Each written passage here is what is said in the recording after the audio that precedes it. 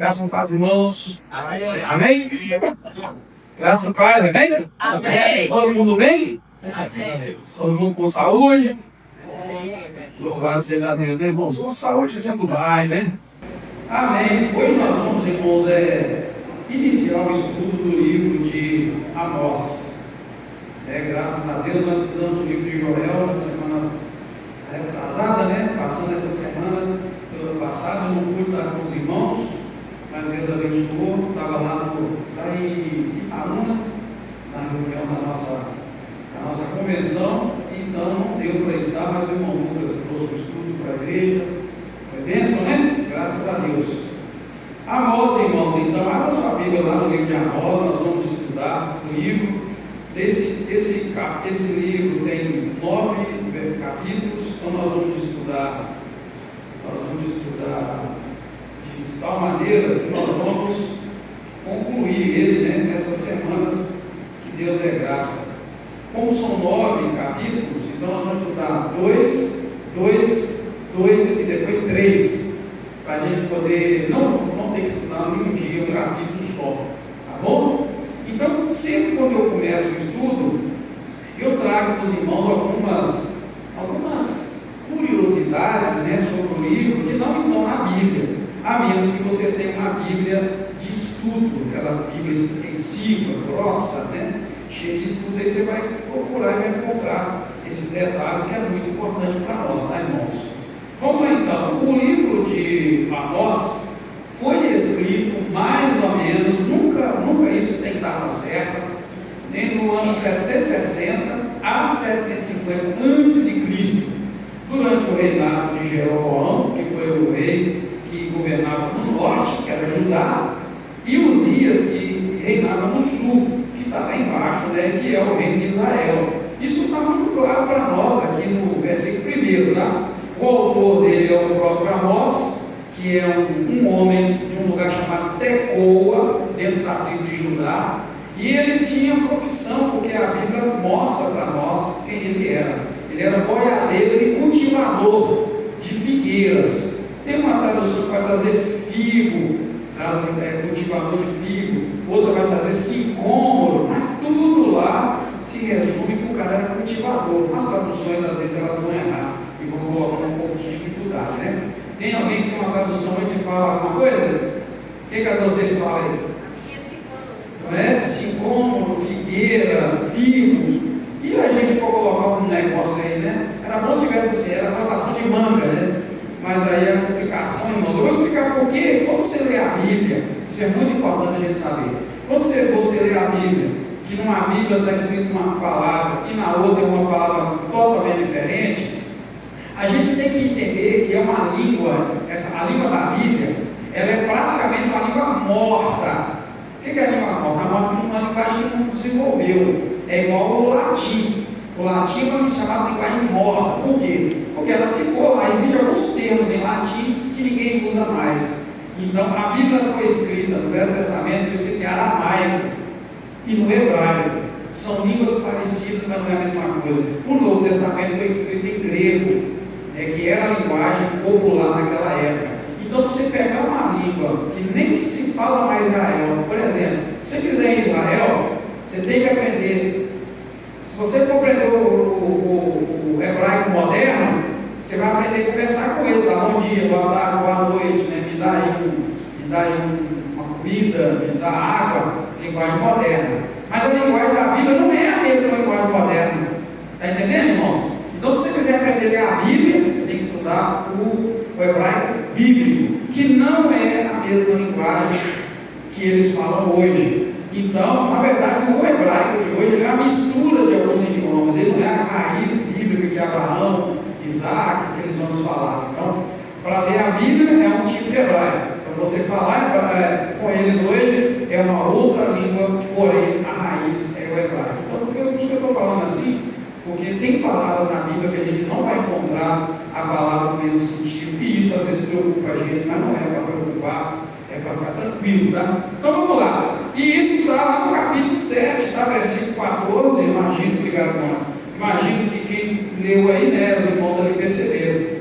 Fala assim, capítulo 7, 14. Respondeu Amós a Amazias: eu não era profeta nem filho de profeta, mas criador de gado e cultivador de figos silvestres, sicômoro, figueira. Então ele tinha duas profissões: é boiadeiro, ele cuidava de gado, e ele era cultivador da terra, né? Nos casos plantava esse tipo de árvore também específica aí.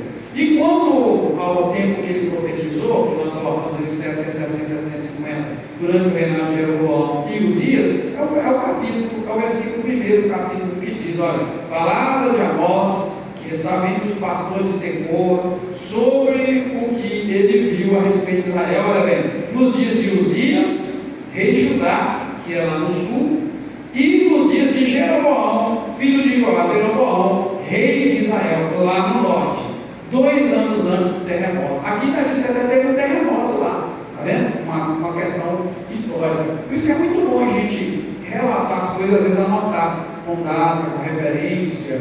Quem vem na reunião administrativa vê que tudo é anotadinho, o dia, o que aconteceu.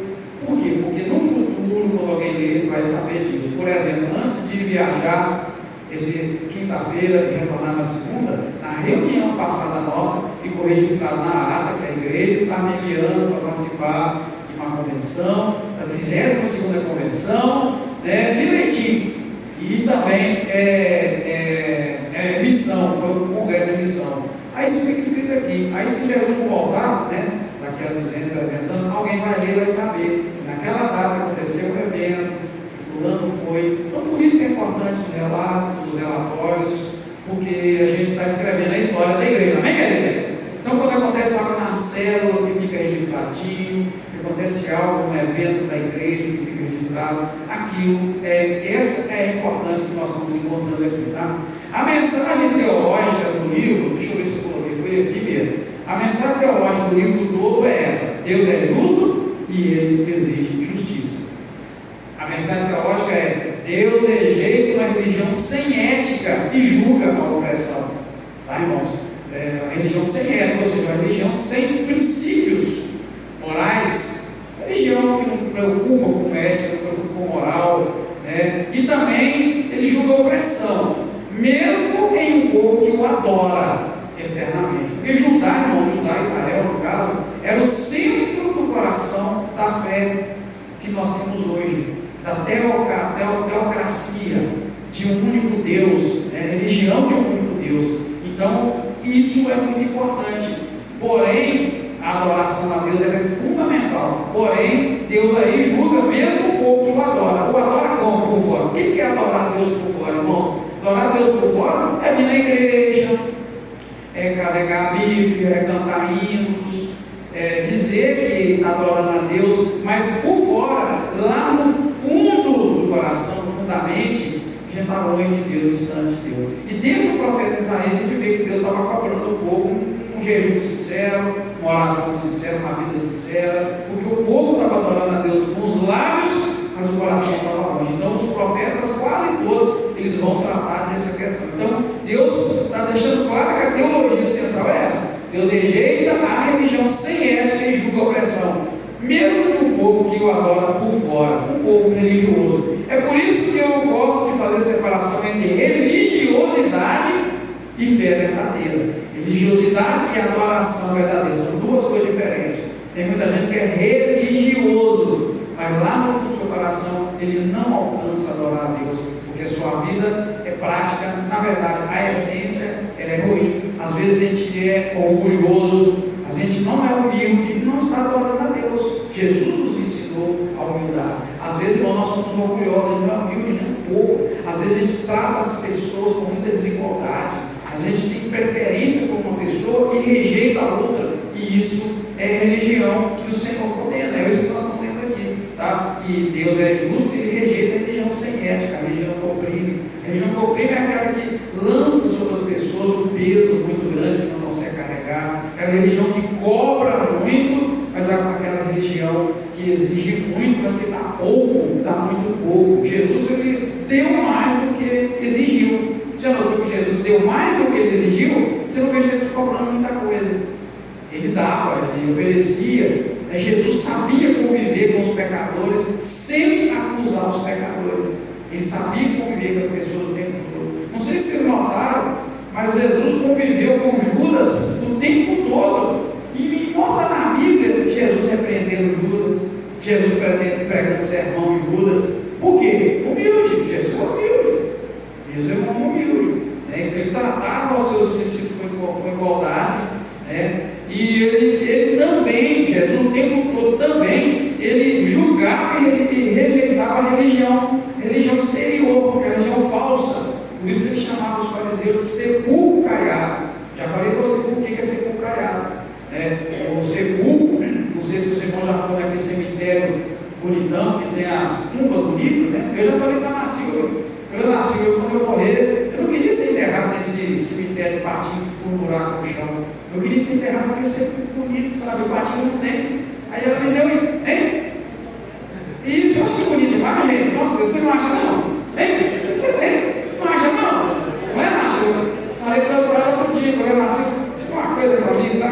Eu não queria ser enterrado, aqui é feio demais. Hein? E aí nós me deu uma ideia, qual ideia que você deu? Você não lembra mais não? Ela falou de caralho, Fabriciano tem. Eu vou dar um jeito de ver se a gente compra lá, se eles vendem. É feio demais enterrar, que até ele ficar no buraco lá. Eu acho bonito, falando sério, eu acho bonito. Alguém acha bonito também? Poxa, só eu, né? Por que será que vocês não acham bonito? Ô Anderson, que tipo de. Você vai querer se enterrar onde? Que jeito? Aí também ninguém pensa. Hein? Aí não é bonito. Lá tem, lá em Lavajaré, tem? Ele também não queria? Não, mas ele tinha medo.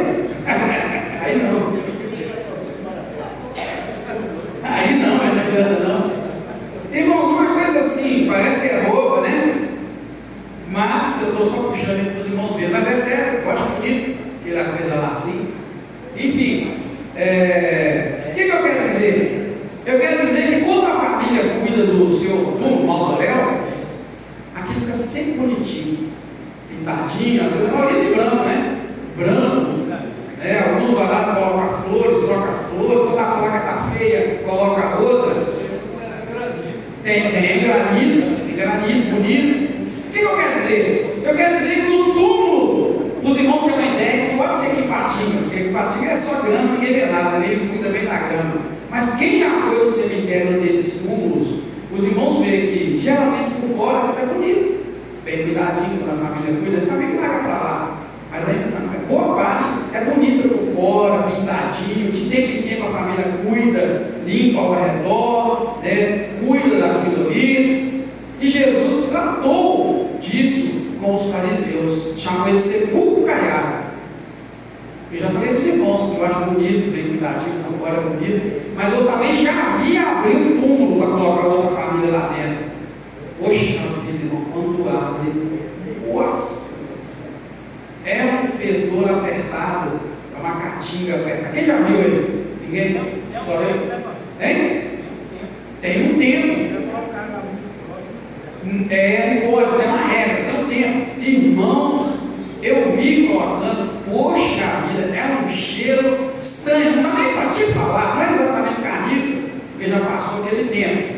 Mas está lá os ossos, está lá, né? Irmão, vou te dizer uma coisa. Então, foi esse o termo que Jesus usou para combater a falsa religião, a religião de opressão, a religião sem moral, sem ética dos fariseus. Ele falou que eles eram sepulcro caiado. Guarda isso no teu coração. O que ele quis dizer? Por fora, vocês são bacaninhas, são religiosos. Eles eram rigorosos demais, irmão.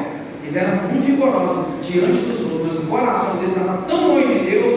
E aí Jesus combateu. Então Deus, em toda a Bíblia, Ele vai combater esse tipo de religião. Essa religião que é muito certinha por fora, mas por dentro tem um coração que odeia, que tem ódio, que tem inimizade, que só quer passar a perna, que é orgulhoso, que trata esse de um jeito, que trata ele do outro, que faz acepção de pessoas. Quem tem dinheiro é bem tratado, quem não tem não é. Quem pode te dar alguma coisa você trata bem, quem não pode você maltrata.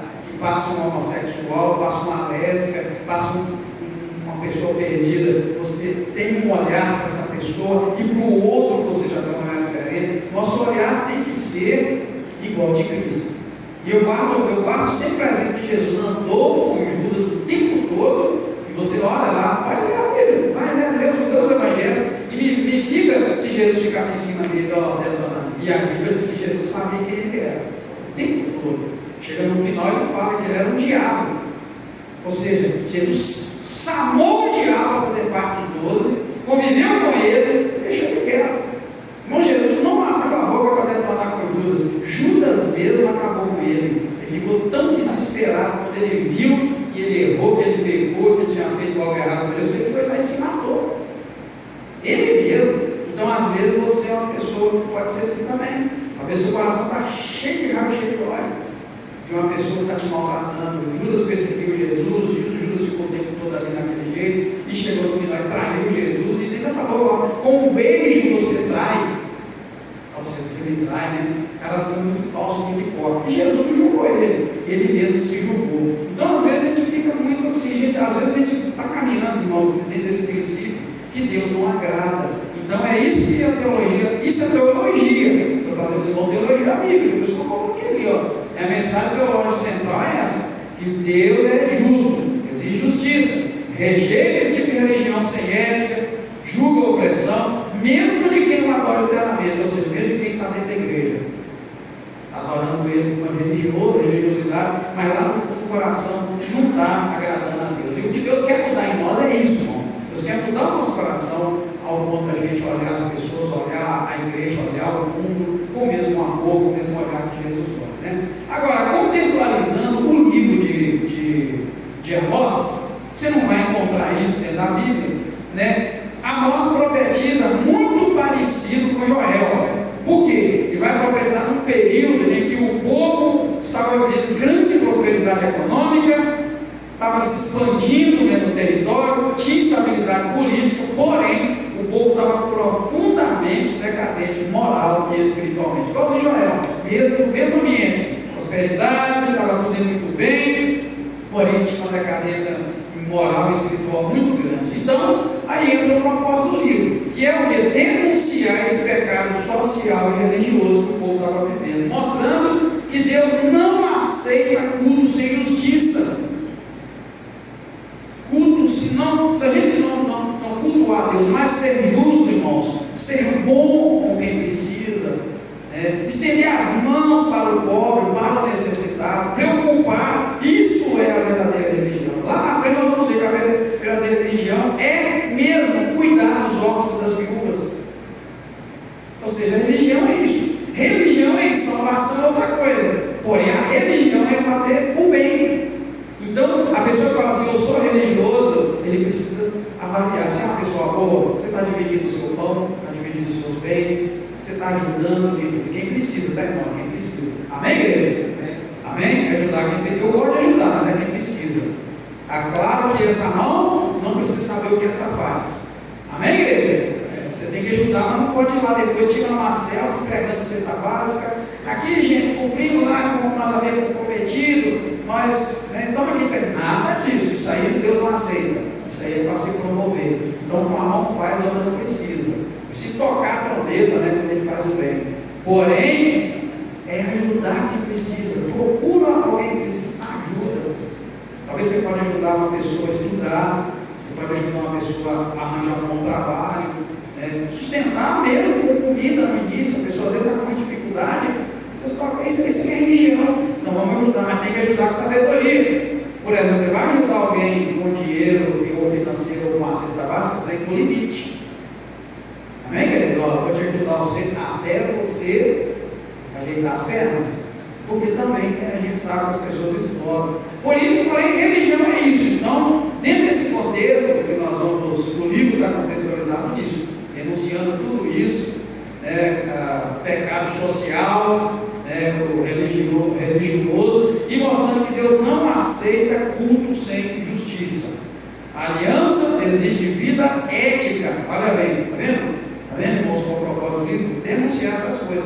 Porque a aliança exige vida ética e não apenas rituais. O juízo é inevitável quando há opressão e hipocrisia. Guarda isso, irmão. O juízo é inevitável quando há opressão e hipocrisia. Eu vou trazer todo estudo na quinta-feira. segunda-feira eu trago a Bíblia, a nossa velha Bíblia. Por que velha? Porque isso aqui foi escrito 750, 760 anos de Cristo. Isso é muito velho, irmão. Nós estamos falando de quase 3 mil anos, né? Porém, quando vai falar para nós aqui, nós vamos ler que o juízo é inevitável quando há opressão e hipocrisia. Nós estamos falando aqui do povo de Deus, de igreja e religião. Pode falar, irmão, você tem visto por acaso alguma igreja nos jornais, nas mídias, por aí, alguma igreja que cresceu muito, mas oprimiu o seu povo e viveu na hipocrisia, uma fachada aqui, e lá nos bastidores, pecado, mais pecado, mais pecado? Você viu? Deve ter alguém vendo na mídia alguma coisa assim? Está vendo a atualidade, irmãos? 750, 760 anos de Cristo, parece que foi escrito hoje, mas pegaram os acontecimentos agora escreveram. E isso tudo dentro do contexto que nós estamos vendo, que o povo vivia. Tornou-se uma religião que oprimia as pessoas, exigia muito delas, cobrava muito, mas seus líderes por cá estavam vivendo uma vida torta, totalmente desvirtuada.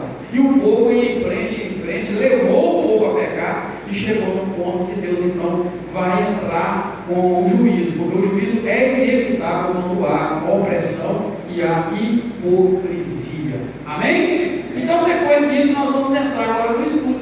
Nós vamos dividir cada capítulo em 3 blocos de versículos. A gente vai falar sobre cada bloco, nós vamos ler, e assim nós vamos caminhando para o estudo. O capítulo 1 vai trazer como assunto o julgamento de Deus para as nações. Deus vai julgar as nações, só vez no capítulo 1 de Amós. Meu título está assim: Juízos contra os vizinhos de Israel. Na minha Bíblia está subtítulo, né? Amós então vai iniciar a profecia com uma série de juízos, irmãos, contra as nações ao redor de Israel, né? E vai criar nesse sentido um movimento estratégico, porque primeiro o profeta, né, vai falar da parte de Deus, apontando o pecado dos outros ao redor, das nações ao redor, para depois revelar os pecados de Israel, que não estavam isentos dos seus pecados. Então, Deus vai começar o capítulo falando dos pecados do povo ao redor, depois ele vai trazer para dentro da casa dele, Israel, e vai começar a apontar os pecados de Israel. Então, no versículo 1 e 2, vai trazer uma introdução e vai falar da voz de Deus, a voz do Senhor. Amós se apresenta como pastor, como boiadeiro de Tecoa, e vai afirmar que o Senhor ruge de Sião. E a imagem do rugido, vai falar que Deus brama, Deus ruge, vai mostrar que Deus não está para brincadeira. Deus não está para brincadeira, Deus não está em silêncio.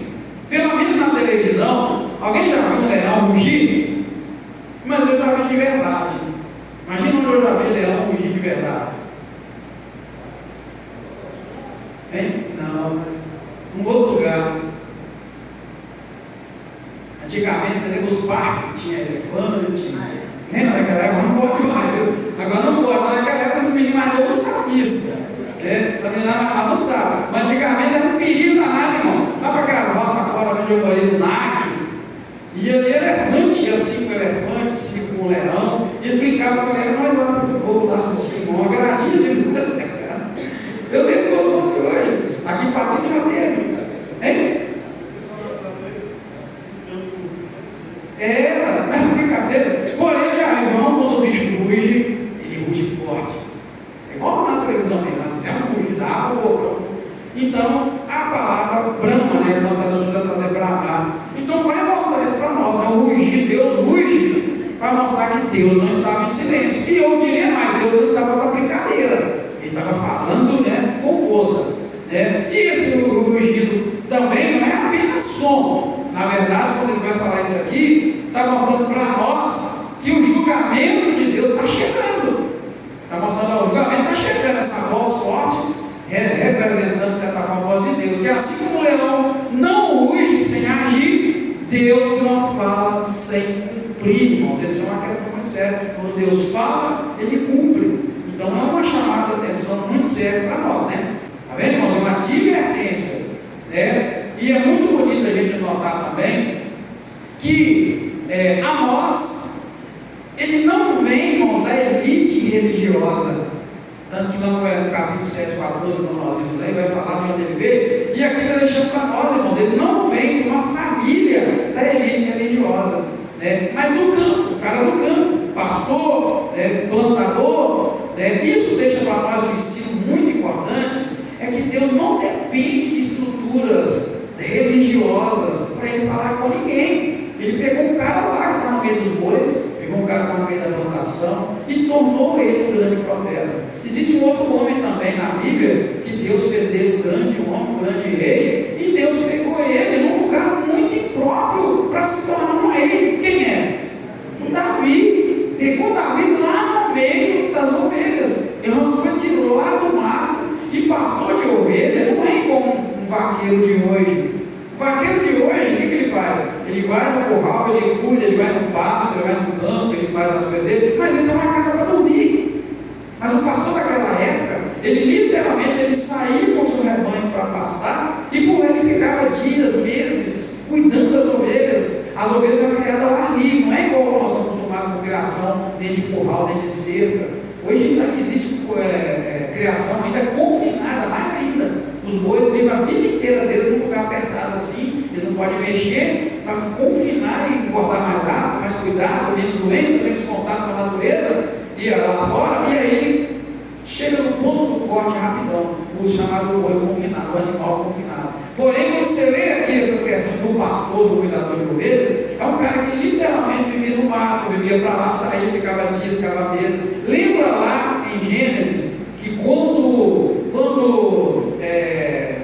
José foi levar os sonhos dele do seu pai, a Bíblia fala que o pai de José mandou José ir buscar e ver se eles estavam em tal lugar, e ele foi no lugar que estava para encontrar no outro. Os caras saíam e ficavam muito tempo largados para lá. Então dá para a gente guardar isso no coração, que Deus não escolhe só a gente da elite, a linhagem, vamos dizer assim, religiosa. Ele pega um vaqueiro, pega um cuidador de ovelha, ele usa quem ele quer, ele chama quem ele quer, e isso é muito importante para nós, tá, irmãos? O fato de Deus chamar quem ele quer, né?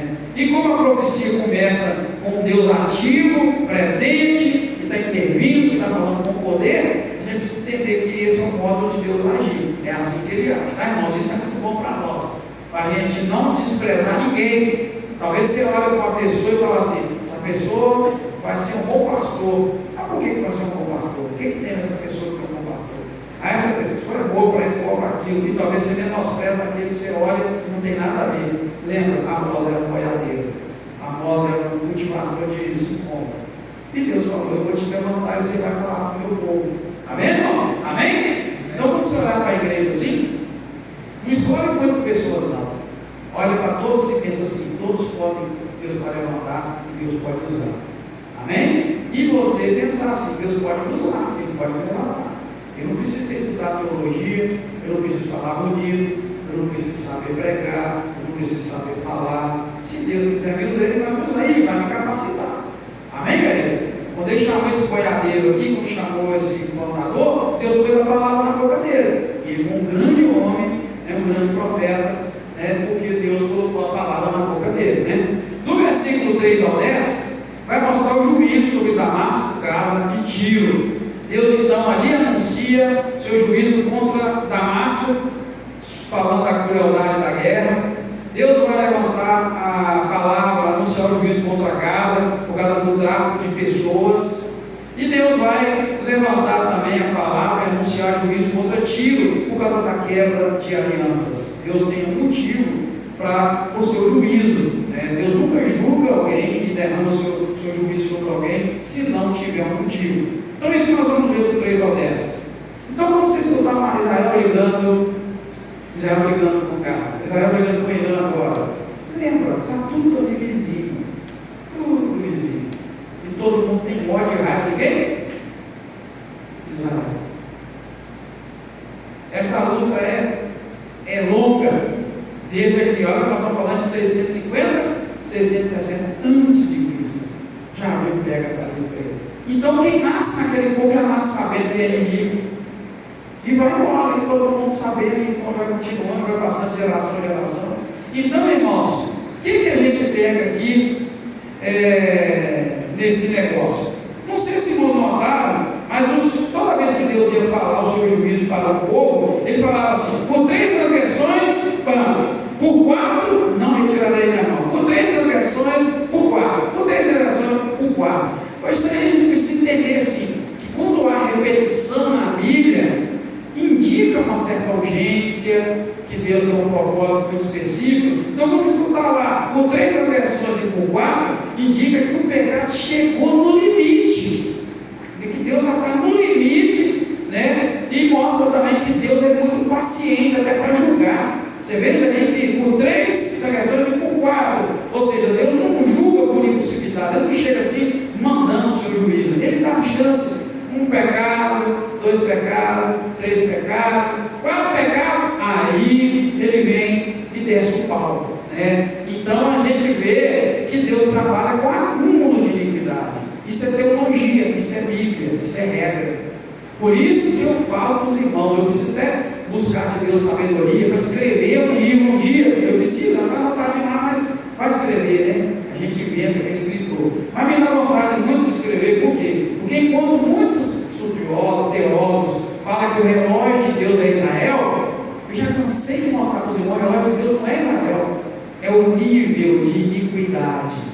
Quando o pecado de uma nação, de um povo, chega no nível do limite da paciência, ele pega e faz a sua ação de salvar quem é bonzinho, quem ele quer salvar, e detonar com quem está no pecado. Deus nunca deixa que o ímpio sofra junto com o justo.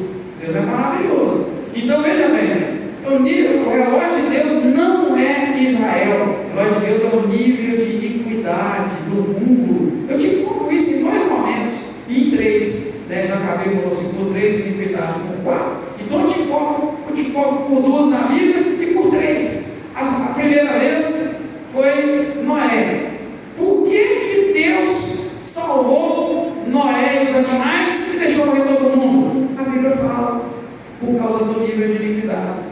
O pecado chegou tanto na terra que Deus falou: não dá mais para o povo continuar, eu vou destruir isso tudo. Porém, Deus nunca destrói o povo todo, Ele salva quem é justo. Noé era justo, Ele falou: Noé, constrói uma arca, deu as medidas, faz isso assim, pula dentro dela, porque eu vou matar todo mundo, só vou salvar quem está lá dentro. Conclusão: Deus viu a iniquidade chegar no nível ruim, salvou quem estava na arca e morreu todo mundo. Depois outro exemplo é Sodoma e Gomorra. Exato, Sodoma e Gomorra. O pecado chegou tão alto, lembra que eu escrevi aqui, que Deus não julga por impulsividade, mas é por acúmulo de iniquidade. Acumulou iniquidade, Ele manda fogo, ou Ele manda água, ou Ele manda o que Ele quiser. O que aconteceu? Sodoma e Gomorra, a mesma coisa. Deus mandou lá checar para ver se era verdade, porque o povo está falando: Senhor, tem misericórdia, o pecado está muito grande. Deus não mandou os anjos lá para conferir. Os anjos foram lá e conferiram, viram que estava assim mesmo, e aí Deus resolveu salvar Ló, porque Abraão estava lá intercedendo por ele. Aí Deus foi para salvar Ló, manda o anjo, arranca esse Ló de lá. Sim, o anjo lá fala: sai, rapaz, porque nós só vamos poder destruir esse lugar quando? Quem lembra? Deus falou: sai, porque nós só vamos poder destruir isso aqui quando? Quando você sair daqui, quando você tiver aqui, eu não vou destruir. Teologia bíblica. Limite. Chegou no limite, Deus falou: vou destruir esse trem. Mas enquanto tivesse um justo que não podia morrer com ímpio, Deus não destruía. Então, por 2 vezes eu te mostro: a glória de Deus sempre será por nível de iniquidade. Porque a gente tem que orar, a gente tem que sustentar nossa vida na presença do Senhor. E por 3, a terceira vez que eu vou te dizer, é quando Jesus for voltar. No evento da volta de Cristo vai ser assim também. Deus vai mandar destruir isso aí tudo aqui, mas antes Ele vai tirar os santos, os salvos. Aí vai ser uma próxima destruição. Então, quando alguém te perguntar assim: quando é que o mundo vai acabar? Você fala: tem muita coisa até o mundo acabar. A iniquidade tem que chegar no ponto que Deus vai falar: não aguento isso mais. E aí Ele vai mandar a destruição, mas antes Ele vai tirar o seu povo. Vai mandar Jesus, os aqui já morreu Cristo ressuscita, enquanto quem usar, quem tiver naquela época vai se arrebatar, e aí Deus vai tratar com o resto das pessoas. Quanto tempo isso vai durar, não importa se vai ser 1000 anos, se vai ter menos, o que importa é que os irmãos têm que entender a Bíblia. Nós estamos querendo fazer aqui na quinta-feira é te ajudar a entender a Bíblia, para você estar com o seu coração aberto. Então, como eu não sei se Jesus voltar hoje de noite. Não sei se ele vai voltar amanhã, não sei se ele vai voltar daqui a um ano, não sei se ele vai voltar enquanto eu estiver vivo. O que eu tenho que fazer? Me ajuda. Pode falar. Eu tenho que estar pronto. Se ele voltar, eu estou pronto. E se ele não voltar, se Jesus não voltar, o que vai acontecer conosco? Nós vamos morrer. Essa é a linha, é a raciocínio mesmo. Eu tenho que estar pronto para Jesus voltar. Mas eu tenho que estar pronto para que ele não volte também. E se eu morrer tranquilo, está garantido a minha vida com ele e a minha salvação. Qual foi na arca? Sinceramente também. Então esse é o princípio básico, é a teologia. Então a gente precisa guardar essas coisas no nosso coração, né? O que a gente vê? Que cada nação é julgada por pecados específicos. Nós lemos ali, né? Nós lemos ali Gaza, Damasco, Tiro, todas elas, né? Cada uma é julgada por seus pecados, como nós vemos. Violência, desumanização, traição, e isso tudo revelando para nós que Deus não é apenas Deus de Israel, mas ele é juiz moral de todas as nações. Às vezes a gente pensa que Deus é Deus só de Israel. Não, ele é Deus das nações, ele está julgando agora as nações ao redor, né? Ou seja, hoje nós temos as leis de Deus, a lei de Moisés. A gente pode viver com a palavra de Deus no nosso coração. E olha que naquela época o povo nem tinha. A lei era do povo de Israel, o povo não tinha, mas o povo aqui está sendo julgado. Está entendendo? Dá para entender isso? A lei era o privilégio do povo judeu, do povo de Israel, mas está sendo julgado o povo de fora. É muito incrível quando a gente começa a pensar assim, né? Eles foram responsabilizados, os vizinhos, todos eles, né? Mostrando o quê? Que Deus exige consciência moral, é de todo mundo, e muito mais de quem está dentro da igreja. Está muito mais de mim e de você, mas todos serão julgados de igual maneira. É assim que Deus funciona, né? Para a gente terminar o capítulo primeiro, nós vamos ver agora então o juízo sobre Edom, nós vamos ver o juízo sobre Amon, nós vamos ir lendo devagarinho e encontrando tudo isso. Edom é condenado por ódio persistente contra seu irmão, e Amon é condenado por brutalidade, inclusive contra as grávidas. Ele era tão ruim, né? O povo de Amon era tão ruim que era bruto até com as mulheres grávidas. É isso que nós vamos encontrar, um nível de iniquidade que chega. Então, quando eu fico olhando hoje no Brasil, no mundo, a iniquidade crescendo, crescendo mais, saiu agora dia 4 ou dia 7, sei lá, um repórter de um canal afiliado à Globo, que chamou a Bíblia de tudo quanto é podequeiro. Alguém viu isso aí na internet? Eu nem tenho coragem de falar as palavras, não. Que o cara falou. O cara falou tudo quanto a Bíblia. Porque a Bíblia é um livro de M-E-R-D-A. Você sabe o que é M-E-R-D-A? Ele falou que é um livro disso, que é um livrinho idiota, e o cara ficou endemoniado na hora, irmãos. Eu vi o vídeo, ele ficou endemoniado. E ele, os outros repórteres tentando acalmar ele, porque todo mundo, 90% das pessoas creem em Deus e creem na Bíblia. Até esses caras de lá do mundo. Então eu vi que os outros tentaram acalmar, o cara ficou possesso ali. Ali se tivesse um crente aqui ungido, o cara cairia endemoniado, aquele cairia. Ele falou isso da Bíblia e falou que religião é demoníaca. E ele ainda falou, porque esse negócio de dizer que a gente não pode ser isso aqui, eu posso ser o que eu quero, você pode. Então, irmãos, a gente tem visto que pouco a pouco as pessoas estão se mostrando e estão mostrando tanto que eles odeiam a lei, a palavra de Deus e a Bíblia na nossa vida. É por isso que quando a gente começa a estudar a Bíblia, a palavra de Deus, o diabo se levanta. Olha como nós somos aqui hoje, estudando a Bíblia. Vai chegar um dia no nosso Brasil que seremos proibidos de estudar a Bíblia. Guarda o que eu estou dizendo para vocês. Estou falando isso desde 96. A nossa igreja, cuidado. Vai chegar um dia que vai ser proibido. Você que está estudando a Bíblia e tem no coração, tranquilo, você não vai precisar do livro. Agora, quem nunca teve acesso ao livro, me conta o que nós vamos ter no Brasil. Já tentaram no mandato desse mesmo presidente, já tentaram mudar textos da Bíblia que condenam pecado, corrupção, mulher, 300 coisas. Tentaram. Aí Deus tirou esse homem, mas ele voltou. Quase eu estou dizendo, o Brasil está caminhando com a situação. Se Deus me intervir outra vez, vocês vão ver um cara ou outro recorda e falou: ó, a gente tem que tomar cuidado para a gente também não ser o que lá? Religião. Hein? Ó, a gente tem que tomar cuidado para também não ser intolerância. Ou seja, o cara do lado viu que ele foi endemoniado, tentou defender dizendo: essa palavra sua é intolerância. Por que intolerância? Eu vou dizer: porque eu não tenho direito de falar dos santos da Igreja Católica, nem você. E eu também não tenho direito de falar dos santos da Macumbaria, nem você. Você está brasileiro assim. Eu tenho que respeitar a religião do outro. Todas elas. Jesus respeitou. Jesus só não respeitou, sabe quem? Os caras que eram da religião dele eram hipócritas. Judeu, irmãos, era fariseu, saduceu, era judeu. Eles estavam lavando a roupa suja de casa. Você sabia? Hein? Sim. Jesus não estava detonando, irmão, a igreja, a religião de Roma, né? Ele de cabelo, de nada. Ele estava detonando o povo dele. O judeu, o fariseu, o saduceu, era judeu, era tudo dentro de casa. E ele chamava de hipócrita todo mundo. Você notar, Jesus não foi grosso com mais ninguém. Ele foi grosso de casa dele. Quando ele pegou lá o chicote, desceu o pau lá dentro do templo, ele não estava mexendo com a igreja dos outros, não. Ele estava mexendo com a igreja dele. Amém, igreja? Está entendendo? Viu como é que é bom estudar a Bíblia? A gente vê que essas agressões, isso é diabólica. Eu não estou nem aí, rapaz. Estou nem aí. Teve um dia que alguém, que eu já falei para vocês aqui, me ligou pedindo ajuda. Me ajuda, porque na minha porta tem um despacho. Fizeram despacho com bebida, mas não sei o que, não sei o que, não sei o que. Aí eu olhei até a pessoa, estava com muito medo, eu falei: meu Deus do céu, eu fiquei tranquilo, fique em paz.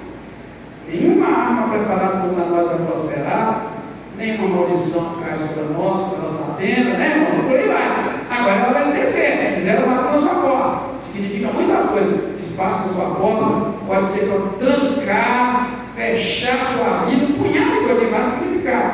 Acesso, te arruinar, porque portão é porta. Então você tem que entender, discernir. Você vai com os pés do Senhor. E ainda falei com a pessoa assim: olha, vamos para uma luva, pega uma luva, chega lá perto, Rogério, orando, repreende, pega uma sacola de lixo, pega aqui, coloca na sacola de lixo, já que tem vidro, tem que tomar cuidado que os lixeiros não querem machucar, e larga aqui bem direitinho, orando e repreendendo, e coloca no lixo, deixa que alguém pega no lixeiro lá, está feio, só vem lá no seu caminho, né?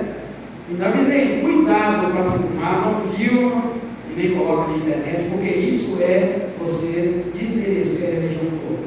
Respeita a religião do outro. Pega o despacho, tira do teu caminho e vai embora. Agora vigia, porque pode pegar na sua vida. Porque fizeram trabalho espiritual para a sua vida. Por quê? Porque a gente tem que respeitar. Então é nesse sentido, tá, irmãos, que a gente precisa entender como Deus trabalha, como Deus age. E é isso que nós vamos ver. A religião, o povo se distanciou de tal maneira, o povo estava vivendo uma agressividade terrível e Deus não agrada de nada dessas coisas. Vamos ler o texto então, do 11 ao 15. Então a gente vê, irmãos, como que a maldade cresce e como a brutalidade cresce, e Deus então vai fazendo o seu julgamento de acordo com toda essa maldade, né? O enfoque espiritual aqui é o texto que vai aprofundando o nível de pecado. Não é apenas violência momentânea, é ódio, o ódio que é cultivado, o ódio sistemático. Por isso você tem que tomar muito cuidado para não odiar as pessoas más. Tá, irmão? Tem que tomar cuidado para não odiar as pessoas más. Então, eu lá em casa eu falo para elas: eu não quero escutar mais isso não. Eu desligo o jornal, mudo de canal, porque eu não quero odiar as pessoas más. Porque o crente não tem tempo para odiar. Amém, querido? Amém, irmãos? O crente não pode ter tempo para odiar, porque tem que amar. E se você não tomar cuidado, você começa a odiar a maldade, as pessoas más. Você começa a odiar as pessoas que são más. Jesus não odiou Judas em momento nenhum, caminhou com ele. Então, tem dia que eu falo, nação, não quero isso mais não. Eu estou no canal, está falando do juiz e tal. Não quero mais não, mudo no outro canal. Por quê? Eu não quero, eu não posso. Porque Deus aqui está mostrando que o pecado foi aprofundando devagarinho, foi aumentando. Não é apenas violência, é o ódio cultivado, é o ódio sistemático. Cuidado com o ódio sistemático, irmão. Aquele ódio que começa com a raiva que te fez, te pisou no carro, alguém te fez uma maldadezinha, e a gente tem que tomar muito cuidado com esse ódio sistemático. Ele vai assim, você já olha para a pessoa, só de pensar na pessoa, o ódio já nasceu, esse ódio sistemático. A gente não pode viver isso, mas se você deixar isso plantar no seu coração, você vai começar a viver isso dentro de casa, com o marido, com o filho, com a filha, com o vizinho, com o parente, e vai se estendendo, aí vai para os irmãos da igreja, e já é o ódio sistemático. Isso aí está no seu coração, isso te impede de ser abençoado, e te impede de morar com o Senhor. É por isso que nós estamos trazendo esses exemplos, né? E aí, lembra que nós acabamos de ver que Edom estava aqui representando um pecado de ressentimento prolongado. É o que nós vimos quando ele falou de Edom. Guarda aí, ressentimento prolongado. Lembra lá quando Deus, a palavra diz assim: não deixe o sol se pôr sobre a sua. Aí está falando de ressentimento prolongado, de ódio prolongado. Ou seja, fica com raiva, mas não fica com raiva sempre. Irai e não. Isso é doido, parece que é doideira, né? Está falando para irar, mas não pecar. Não é esquisito? Pode irar, mas não pode pecar. Entenderam, irmão? Entendemos, amém? É o pecado sistemático. É o pecado que você vai cultivando ele no teu coração, devagarinho. Fica com raiva, ira, mas depois tira a ira do coração. Trabalha para ela sair. Pode ficar com raiva, mesmo que palavra boa, né, irmão? Pode ficar irado. Sabe aquele colaborador que está te enchendo o raio da paciência? Sabe que a pessoa está te enchendo? Pode irar, mas não peca. Não deixa esse tempo passar no dia, não deixa o sol se pôr sobre a ira. Fica irado, mas pula isso, arranca isso, joga fora. É isso que nós estamos vendo, Deus trabalhando, né? E a gente precisa de Deus na nossa vida o tempo todo. Mas é difícil mais essa caminhada, amém, igreja? É difícil, amém, igreja? É difícil, mas Deus está nos ensinando. Quando Ele nos ensina, tudo fica mais fácil, né? E a gente está vendo que Deus não apenas vê os atos, Ele vê as intenções e a disposição do nosso coração. Ou seja, tem gente que faz um tirado bonito, mostra que está bacaninha, tem casal que vai lá e tira as fotos do passeio, e do dia, e do café, e você olha assim, nossa, esse casal é perfeito. Mas Deus não vê só os atos, Deus vê as intenções do coração, Deus vê a disposição do coração. Então, bobeira ficar postando, bobeira ficar mostrando, bobeira ficar fazendo teatro, porque Deus não está, Deus não vê a só atitude, Ele vê a intenção, Ele vê o que está lá dentro, Ele vê o que está acontecendo de verdade, né? Por exemplo, eu já vi isso o tempo todo, há uns 20 anos mais ou menos atrás, eu acho que uns 20, talvez. Eu atendi um casal uma vez, o pau estava comendo solto durante o dia, e de noite estava uma postagem bonita. Eu falei, poxa vida, não acredito, uns 20, 30 anos mais ou menos, né? Então, assim, não é a realidade. Então a gente tem que entender isso. Deus usa não só os atos, ou seja, que você faz, Deus usa a intenção do seu coração. O fariseu vivia de atos, religiosidade, mas era por dentro, igual sepulcro caiado. Então é nesse sentido que nós encontramos esse capítulo terminando, né, irmãos? Depois do capítulo 2, vai mostrar que o julgamento agora começa com o povo de Deus. Deus julgou o povo de fora, agora Deus vai julgar os de dentro, né? Ele vai continuando, né? Amós vai continuar denunciando as nações. Mas agora o foco vai ser, o foco vai começar a se aproximar agora para dentro do povo de Israel, né? O efeito agora é forte, porque Deus está falando com o povo dele, né? E ele vai chamar o povo com juízo, isso vai ser uma palavra muito pesada, né, que ele vai levar. Do versículo 1 ao 5, vai falar o juízo sobre Moabe e Judá. Lembra lá, né? De Judá, o povo querido de Deus. Moabe vai ser condenado por desrespeitar a dignidade humana, e Judá vai ser condenado por rejeitar a lei do Senhor. Então são dois povos aí que Deus vai tratar com eles. O juiz agora está dentro de casa, né? E aí a gente vai notar essa transição importante. Moabe julgar por imoralidade, e Judá julgar por revelação rejeitada. Eles rejeitaram a lei de Deus, rejeitaram as coisas de Deus. Então Deus vai tratar com eles de tal maneira, mostrando que quanto maior a luz recebida, o ensinamento, a palavra, maior é a responsabilidade. Por isso que o juízo está apertando agora. Lembra que eu falei para vocês que Deus julga até os povos que não conhecem a lei? Então Deus vai julgar nós que conhecemos a Bíblia, e aquela pessoa fala que nunca conheceu a Bíblia. Por quê? Porque valores e princípios morais Deus apoia no coração do homem. Todo mundo, toda mulher sabe o que é certo e o que é errado. Sabia, irmãos? Todos os homens sabem, está lá fora o cara sabe, mas faz errado. E nós que conhecemos a lei, então nós temos mais responsabilidade. Por isso que o meu coração dói muito quando eu vejo um crente que cai. E muito mais quando um pastor cai. Sabe por quê? Porque quanto mais luz nós temos, mais responsabilidade nós temos. O pastor cai, então, poxa vida, ele está roubado. É isso que nós estamos vendo. O juiz agora para dentro de casa, ele é mais forte. Melhor nunca conhecer, porque depois que você conhece a verdade, você é responsável por ela. É assim que funciona? Não é? Depois que a gente sabe que algo é pecado. Eu gosto muito de Tiago, que quando ele vai dizer assim: todo aquele que sabe o bem que deve fazer e não o faz, comete pecado. Então, quando alguém te perguntar: o que é pecado? Pecado é fazer aquilo que eu sei que não devo fazer. Todo aquele que sabe o bem que deve fazer e não faz, comete pecado. Né? É nisso que nós vamos ver, irmãos. Judá é condenado por ignorância, né? Não é condenado por ignorância, mas é por desprezo consciente da palavra de Deus e da lei de Deus. Já nos versículos 6 a 11, nós vamos ver o pecado de Israel, que é injustiça social e corrupção. Agora o foco chega ao reino do norte, que é Israel, está lá em cima. E os pecados vão incluir vender o justo por dinheiro, vender o justo por dinheiro. O que é vender o justo por dinheiro? É quando o cara é justo e você o condena por dinheiro. Supor. Para que a coisa errada saia livre e o certo vai para a cadeia. Nossa Deus do céu. Nem parece, né? Nós temos um juiz fazendo isso. Nem parece. Está vendo, irmão? Por isso que eu coloquei lá no início, que não está aqui. Quando é que esse livro foi escrito? 650, 660 antes de Cristo. É isso. Vender o juízo por dinheiro. E já está lá, já sabe. Já sabe que tem um juiz que tem 40 milhões. Tem a mulher do cara que é 200 e quantos, 100 e tantos milhões. Já tem um outro que andou de jatinho. Já tem um outro que foi na e ele se mexer ali.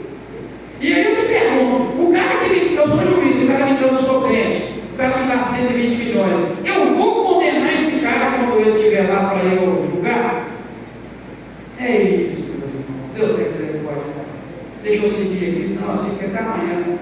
Vender o justo por dinheiro, oprimir os pobres, imoralidade, profanar o nome de Deus e usar a religião para benefício próprio. Não, usar a religião para benefício próprio não tem, não, né, irmãos? As igrejas está tudo bacaninha, né?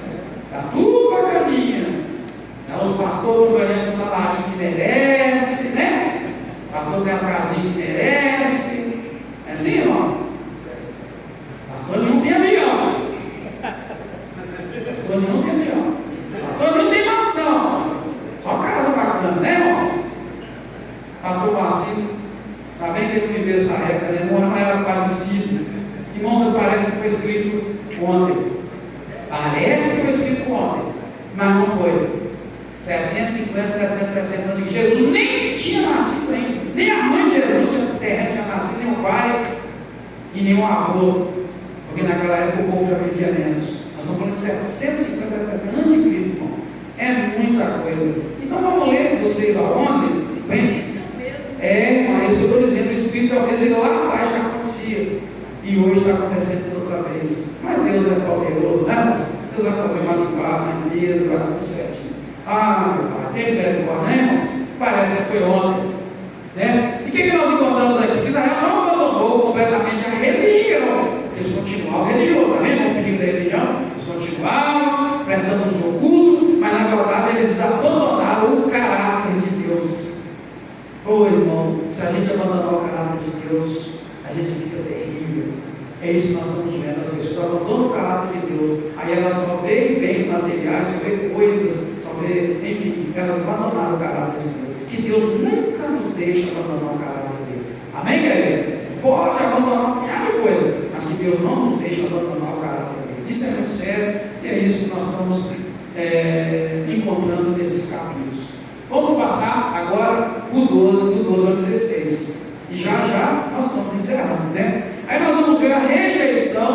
rejeitar a voz profética e o juízo inevitável. Rejeitar a palavra de Deus, rejeitar a profecia, e aí a coisa vai ficar literalmente pior. Israel vai rejeitar os nazireus e vai mandar os profetas calar a boca. E o povo não apenas pecou, mas o povo rejeitou a correção. E isso torna o juízo inevitável. Por isso você não pode rejeitar, de fato, a gente nunca pode rejeitar a correção de Deus. Amém, igreja? Deus corrige, assim como o pai corrige o filho que ama, Deus corrige aquele que ama. Está concluindo dizendo que o juízo vai ser inevitável, não vai ter como fugir, não vai ter como recorrer aos guerreiros, aos fortes. Por quê? Porque todos eles vão fugir de medo, né? Então, o texto vai terminar, esse capítulo 2 vai terminar com uma cena muito forte que nós vimos, que nem os guerreiros, nem o forte, nem o veloz vai escapar. Ou seja, a gente confia muito, irmãos, nos nossos fortes. Não é assim? Quando você está muito doente, você confia em quem? A paz de Deus, quer dizer que na terra. Se está muito doente, você confia em quem? A gente vai no médico e torce para o médico ser bom para resolver, não é assim? Está vendo? É o que eu diria que é o forte. Né? Você tem um problema na justiça, de forma legal, você vai confiar no advogado, entendido da área, e vai para o juiz, vai confiar que o juiz vai fazer um bom juízo. Esse é a nossa confiança. Mas aqui está dizendo o seguinte: nada disso vai funcionar quando Deus vier julgar o seu povo por causa da sua iniquidade, né? E quando Deus julga, está mostrando para nós que nenhuma capacidade humana pode livrar. Eu só citei 2 exemplos, que é o da saúde e que é o problema na justiça. Mas a gente sabe muito bem, né, irmão? Que a gente está pela rua, a gente confia que vai ter segurança. Não é assim? Lá no fundo a gente confia, vai ter segurança. A polícia vai resolver meu problema. A polícia vai resolver, vai não sei o quê. Esse é o pensamento que a gente tem. Mas não é exatamente isso que ele está mostrando aqui. Naquele dia do juízo, não vai ter nada que a gente possa fazer. Vai ser julgado e acabou. Que Deus não nos deixe ver isso nunca. Amém, igreja? Ok, então vamos tirar 2 conhecimentos de Deus, depois uma doutrina geral, doutrina bíblica, e vamos encerrar. Do capítulo 1, a gente pode tirar o seguinte conhecimento: que Deus é o juiz universal. Ele julga os de dentro, julga de fora. Ele julga tudo, ele julga todos. Mesmo esse cara que falou aquela blasfêmia contra a Bíblia, vai ser julgado, porque é melhor você ficar quieto que abrir a boca, né, irmãos? A Bíblia diz assim, Jesus diz que de toda palavra frívola que o homem disser, ele vai dar conta no dia do juízo. Então saiu pela boca, tem como voltar mais. Por isso a gente tem que tomar cuidado com o que fala. Cuidado se não falar mal de alguém, cuidado se não falar mal do justo e apoiar o ímpio. Por isso que a gente tem que tomar cuidado. E se você por dia condenou o justo com a sua boca e livrou o pecador injusto, tem solução, pede perdão, para Deus me perdoe ele aquele dia. A gente precisa fazer isso. Então a gente vê que Deus é juiz universal, observa, pesa e julga todas as nações segundo os padrões de justiça moral. O padrão de juízo de Deus não é a Constituição brasileira. O padrão de juízo de Deus não é a Constituição de país nenhuma na terra. O padrão de juízo de Deus é o padrão de Deus. Por isso que a gente estuda a Bíblia, para conhecer o padrão de Deus. Porque conhecendo o padrão de Deus, nós não vamos pecar. Por isso que Paulo disse assim: tudo me é lícito, mas nem tudo me convém.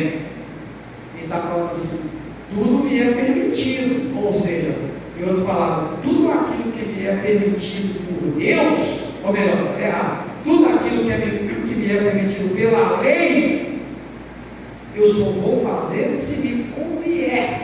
Se me for conveniente, que for conveniente, se me convém. É diferente também, galera. A lei pode dizer que eu posso fazer tal coisa, mas me convém fazer? Jesus manda fazer, ele diz que eu posso. Então a gente precisa tomar muito cuidado, né, irmãos? É isso que funciona. E guardando isso para a vida, nós vamos entender. Depois nós podemos compreender no capítulo 2 que Deus é um juiz, Deus é justo e ele é imparcial. Ele julga com mais rigor aqueles que receberam maior revelação e rejeitaram a sua verdade. Isso que eu falei. Um crente que caminhou, conheceu a Bíblia, desviou, o juiz de Deus vai ser mais severo com ele, porque ele sabia da verdade. Um pastor que pregou, que ensinou e caiu, Deus vai ser mais rigoroso ainda com ele, porque ele conheceu mais a verdade. Então, quando a gente conhece a verdade, a gente tem que ter que a gente ouve? E depois que você ouve, você é responsável por aquilo que você ouviu. Sabia? Sim, você ouviu algo, agora você é responsável. É muito sério isso, tá, irmão? E aí a doutrina fundamental, a gente vai tirar uma só, que vai valer nos 2 capítulos, é que Deus é juiz universal e Ele é um juiz imparcial. Deus não tem filho predileto, né? Ele não tem filho predileto. Ele escolheu Abraão, Isaac, Jacó, assumiu o compromisso, mas no tempo todo Ele está julgando o seu povo e na medida do conhecimento, né? Então Ele julga todas as nações segundo a sua justiça e exige ainda mais do seu próprio povo, responsabilizando pela luz que recebeu. É o que nós estamos vendo Deus fazer, né? Em síntese de tudo, Deus julga o mundo, mas Ele começa pelo seu povo com mais rigor. E Ele não aceita a ideia de uma religião injusta. Se alguém é religioso, então tem que aprender a viver a justiça o tempo todo. Amém, queridos? Deus abençoe a sua vida, nós encerramos. Vamos orar, irmãos, e aí sábado que vem nós estamos aqui agarrados, abençoando nossos jovens. Obrigado, Deus, pelo dia, obrigado pelo estudo, obrigado pela tua palavra. Só nos resta te pedir que nos ajuda a viver uma vida sincera diante de ti, com menos religiosidade e com mais sinceridade. Lá no íntimo do nosso coração, queremos ser agradáveis a ti. Obrigado, leva-nos em paz, uma ótima noite. Abençoa o trabalho no final de semana, que sua presença seja poderosa aqui nesta igreja. Obrigado mais uma vez. Guarda-nos, é o que nós pedimos e já te agradecemos em nome do Senhor Jesus Cristo. Amém.